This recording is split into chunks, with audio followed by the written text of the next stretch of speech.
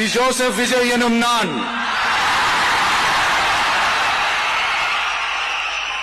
தமிழ்நாட்டு அரசின் முதலமைச்சர் என்ற முறையில் எனது கவனத்திற்குள்ளாவதும் தெரிய வருவதுமான எந்த பொருளையும் முதலமைச்சரின் கடமைகளை உரியவாறு நிறைவேற்ற தேவையான அளவுக்கன்றி ஒருவரிடமோ பலரிடமோ நேர்முகமாகவோ மறைமுகமாகவோ அறிவிக்கவோ வெளிப்படுத்தவோ மாட்டேன் என்று ஆண்டவன் மீது ஆணையிட்டு உறுதிமொழிகிறேன்.